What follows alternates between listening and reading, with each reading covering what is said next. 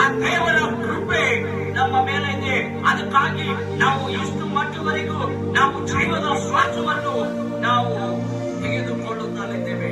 ಈ ಜೀವದ ಶ್ವಾಸ ಕೊಟ್ಟಿರುವಂತಹ ದೇವರಿಗೆ ನಾವು ದಿನನಿತ್ಯ ಆತನಿಗೆ ಸ್ತೋತ್ರವನ್ನು ಕೃತಜ್ಞತೆಯನ್ನು ಸಲ್ಲಿಸುವಂತ ಮಕ್ಕಳಾಗಿರಬೇಕು.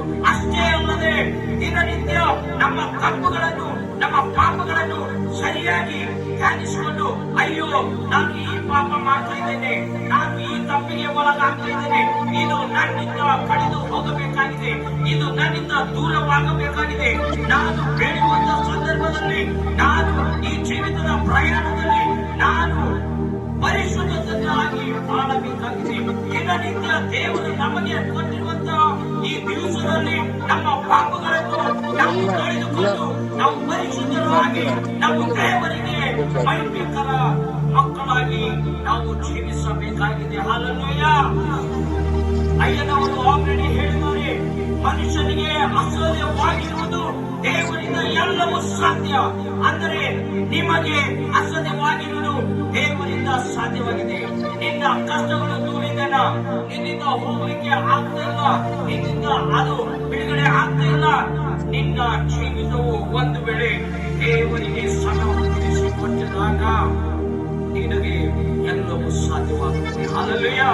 ಯಾಕಂದರೆ ದೇವರಿಗೆ ಸಾಧ್ಯವಾಗಿರುವುದು, ದೇವರು ಆ ಸಾಧ್ಯವಾಗಿರುವಂಥದ್ದು ನಮ್ಮ ಒಳಗಡೆ ಹಾಕುವಂಥದ್ದಾಗಿರುತ್ತದೆ. ಹಲ್ಲೆಲೂಯಾ.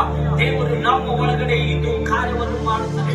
ನಮ್ಮ ಒಳಗಡೆ ಇದು ಯಾವ ರೀತಿ ಸಾಸಿವೆ ಕಾಳು, ಸಾಸಿವೆ ಇವಾಗ ತಾನೇ ಹೇಳಿದರೆ, ಸಾಸಿವೆ ಅದು ನೆಲದಲ್ಲಿ ಬಿದ್ದಾಗ ಅದು ಏನಾಗುತ್ತದೆ, ದೊಡ್ಡ ಮರ ಆಗುತ್ತದೆ.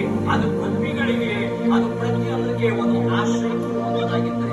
ಈ ಸಾಸಿವೆ ಹೇಗಿರುತ್ತದೆ ಅಂದ್ರೆ, ಯಾವಾಗಾದರೂ ನೀವು ಅಡಿಗೆ ಮಾಡುವಾಗ, ನಿಮ್ಮ ಮನೆಯಲ್ಲಿ ಅಡಿಗೆ ಮಾಡುವಾಗ ಆ ಅಡಿಗೆ ಪದಾರ್ಥ ಎಲ್ಲವೂ ದೇವರ ವಾಕ್ಯ ಬರೆದಿದೆ. ನೀವು ಸಾಸಿವೆ ಕಾಳನ್ನು ಹಾಕುವಾಗ ನೀವು ಅದನ್ನು ಧ್ಯಾನಿಸಿಕೊಳ್ಳಬೇಕು.